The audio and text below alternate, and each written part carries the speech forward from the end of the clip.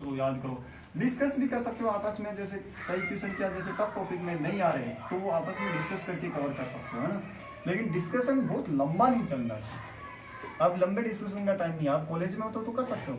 अब आप क्या कर सकते हो, 20 मिनट में आप कोई टॉपिक को डिस्कस कर लिया कि इस टॉपिक में ये 4 बातें मेरे को आती है, ये 8 बातें याद कर ली, इसके अलावा फिर भी कोई बात आती है छूट जाएगी, ठीक है।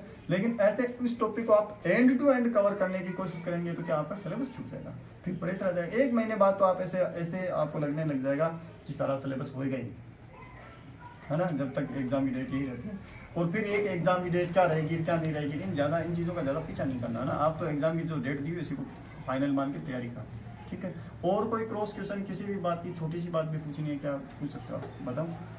मैंने बता देना, मैंने ऐसे करी थी एक्चुअली। जैसे मेरे को आज भी बहुत सारे सब्जेक्ट का बहुत सारा बेसिक नॉलेज, बेसिक चीज़ें नहीं पता, ठीक है।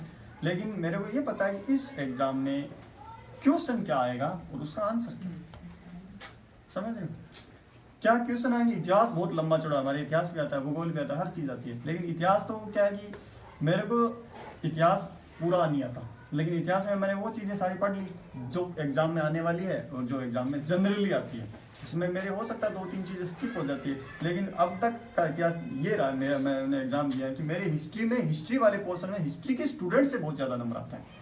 कारण कि मैं उन टॉपिक को बहुत अच्छे से कर लेता हूँ कि जिनमें से प्रश्न आएंगे, उनके अलावा 1-2 प्रश्न आते ही आते हैं, हर एग्जाम में आएंगे, तो वो मेरे जीरो में चले गए तो भी कोई बहुत नुकसान नहीं होता, क्योंकि मेरे जो क्वेश्चन आने थे या जो क्वेश्चन बहुत आसानी से आते हैं, जैसे फ्रीडम मूवमेंट है, अपने जो से आज़ादी के बाद आज़ादी वाला आंदोलन है, उसके क्वेश्चन आते हैं, वो इजी होते हैं ना, हम आसानी से कर सकते हैं। बहुत प्राचीन भारत के प्रश्न होते हैं, वो आपको पता है, थोड़ा बहुत टफ होते हैं, लैंग्वेज भी टफ होता है, याद करने में भी टाइम लगता है। तो आप क्या अपनी इफिशियंसी, अपनी चॉइस के हिसाब से, और एग्जाम में ज़्यादा क्या आता है, ज़्यादा बेनिफिट किस से रहता है, वो चीज़ें पढ़ो, समझ रहे हो। कई बार हम ऐसे टॉपिक लेते हैं जिसमें पर्सन तो आएंगे 5 और वो टाइम बहुत कंज्यूम करते हैं। कई टॉपिक ऐसे होता है, जैसे राजस्थान का आपका कल्चर, अभी मेरे को पोर्शन पता नहीं, लेकिन उनका जैसे मान लो उसका सिलेबस कम होता है और वो हमको आता भी, और उसमें क्या है कि अपने को आता है तो हम उसको रिवीजन, अब राजस्थान आप याद थोड़े कर रहे हो, आप उसका लगभग रिवीजन कर रहे हो, क्योंकि वो अपने कई बार पढ़ा हुआ है, तो आप उसका रिवीजन ही कर रहे हो ना। तो आपको फोकस उसी चीज़ पे करना है जो एग्जाम में आने लायक है, आ चुका है, या किसी ने रेफर कर दिया, किसी सब्जेक्ट रिलीवेंट सब्जेक्ट टीचर ने कर दिया कि भाई इसमें ये टॉपिक अच्छा है, ये टॉपिक अच्छा है, यहाँ से प्रश्न आते हैं, पिछले 5-10 सालों के पेपर अच्छे से देखो, उनको याद कर लो, तो बहुत सारे प्रश्न तो उनमें से उनके आसपास के आ जाएंगे, ठीक है। और ताकि बहुत सारे क्वेश्चन आते हैं ज्योग्राफी में, हिस्ट्री में, कि कोई एक पर्टिकुलर पहाड़ी का नाम पूछते हैं, ये हमको पता नहीं, नाम जिंदगी में नहीं सुना, तो उसका हम पीछा करें, ये क्यों हुआ, ये क्यों नहीं आ रहा, इस एग्जाम में आना चाहिए था, अब तो मेरा क्या होगा, ऐसे नहीं सोचना है। क्या करना है कि जो क्वेश्चन आंसर आपको आ रहे हैं सही से उनको करो, उनको फिलअप कर लो। और जैसे जैसे पेपर फिलअप का भी तरीका ये सर ने वैसे बताया होगा आपको, कि जैसे मान लो शुरुआत के आधे घंटे 20 मिनट में आप प्रश्न कर लो, फिर वो भरते जाओ, फिर 20 मिनट 10 मिनट कर लो, फिर भरते जाओ, लास्ट का 1 आधा घंटा बचता है, उसमें आप जैसे क्वेश्चन करो वैसे भरते जाओ।